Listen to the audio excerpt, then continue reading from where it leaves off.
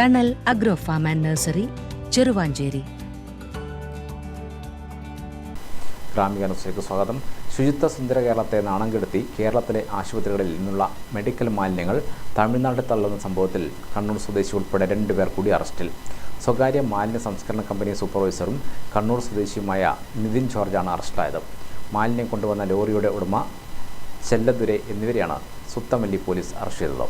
നേരത്തെ തിരുനെൽവേലി സ്വദേശികളായ 2 പേർ അറസ്റ്റിലായിരുന്നു. ഇതോടെ അറസ്റ്റിലായവരുടെ എണ്ണം 4 ആയി. അതേസമയം മാലിന്യം നീക്കം ചെയ്യാൻ കേരള സർക്കാർ ആക്ഷൻ പ്ലാൻ രൂപീകരിച്ച് നടപടി തുടങ്ങിയത് ആശ്വാസമായിട്ടുണ്ട്.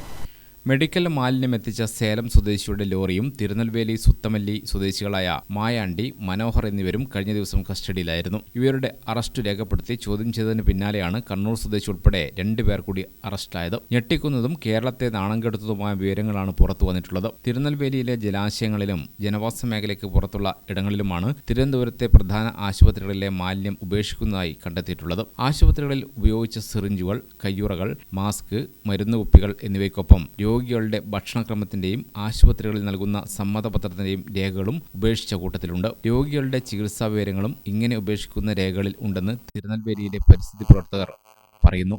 തിരുനെൽവേലിയിലെ പേപ്പർ മില്ലുകളിൽ നിന്നും കേരളത്തിലേക്ക് പോകുന്ന ലോറികൾ മടങ്ങി വരുമ്പോൾ മെഡിക്കൽ മാലിന്യവും കടത്തുന്നുവെന്നാണ് നാട്ടുകാരുടെ പരാതി. മേഞ്ഞു നടക്കുന്ന കാലികളിൽ ചിലത് മാലിന്യം ഭക്ഷിച്ച് ചാവുകയും ജലാശയങ്ങളിൽ മലിനമാവുകയും ചെയ്തതോടെയാണ് പരാതി ഉയർന്നത്. 7 പഞ്ചായത്തുകളിലായി 7 മാലിന്യം നിക്ഷേപിക്കുന്നതായാണ് കണ്ടെത്തിയത്.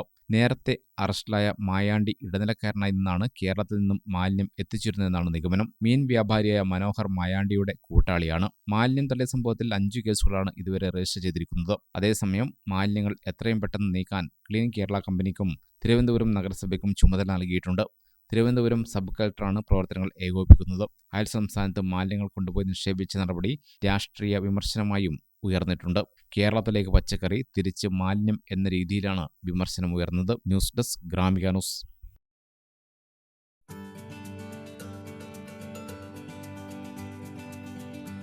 തണൽ agro farm and nursery, Cheruvanchery. Gardening രംഗത്ത് 1/4 നൂറ്റാണ്ടിന്റെ പരിചയ സമ്പത്ത്. വൈവിധ്യമാർന്ന അലങ്കാര ചെടികളുടെയും കാർഷിക നടീൽ വസ്തുക്കളുടെയും വിപുല ശേഖരം. ഹോൾസെയിൽ റീറ്റെയിൽ രംഗത്ത് 100 കണക്കിന് സംതൃപ്തരായ ഉപഭോക്താക്കൾ. വിദഗ്ധരുടെ മേൽനോട്ടത്തിൽ ഗാർഡനിംഗ്, ലാൻഡ്സ്കേപ്പിംഗ് ആൻഡ് മെയിന്റനൻസ് എന്നിവ ചെയ്തു കൊടുക്കുന്നു. Thanal agro farm and nursery, Cheruvanchery.